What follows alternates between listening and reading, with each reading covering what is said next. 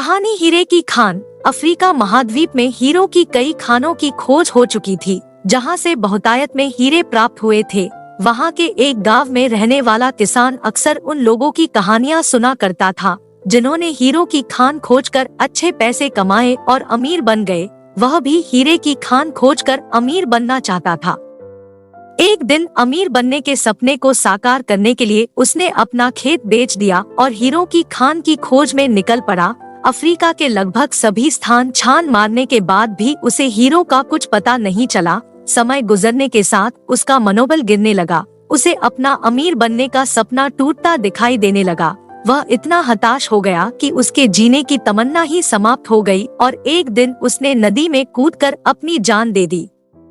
इस दौरान दूसरा किसान, जिसने पहले किसान से उसका खेत खरीदा था, एक दिन उसी खेत के मध्य बहती छोटी नदी पर गया। सहसा उसे नदी के पानी में से इंद्रधनुषी प्रकाश फूटता दिखाई पड़ा।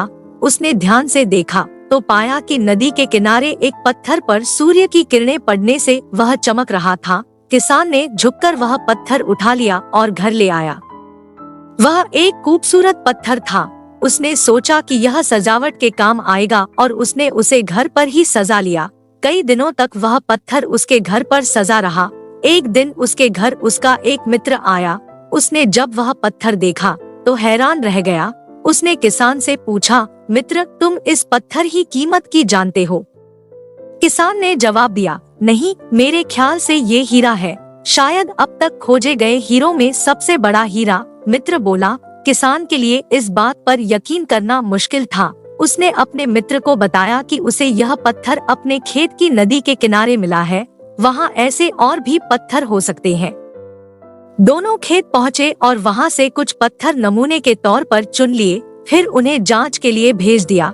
जब जांच रिपोर्ट आई तो किसान के मित्र की बात सच निकली। वे पत्थर हीरे ही थे। उस खेत में हीरो का भंडार था। वह उस समय तक खोजी गई सबसे कीमती हीरे की खदान थी। उसका खदान का नाम किम्बरले डायमंड माइंस है। दूसरा किसान उस खदान की वजह से मालामाल हो गया। पहला किसान अफ्रीका में दर-दर भटका और अंत में जान दे दी, जबकि हीरे की खान उसके अपने खेत में उसके कदमों तले थी। तो दोस्तों, इस कहानी से हमें ये सीख मिलती है कि इस कहानी में हीरे पहले किसान के कदमों तले ही थे, लेकिन वह उन्हें पहचान नहीं पाया और उनकी खोज में भटकता रहा। ठीक वैसे ही हम भी सफलता प्राप्ति के लिए अच्छे अवसरों की तलाश में भटकते रहते हैं। हम उन अवसरों को पहचान नहीं पाते या पहचान कर भी महत्व नहीं देते जो हमारे आसपास ही छुपे रहते हैं। जीवन में सफल होना है तो आवश्यकता है बुद्धिमानी और परख से उन अवसरों को पहचानने की और धैर्य से अनवरत कार्य करने की। सफलता निश्चित है।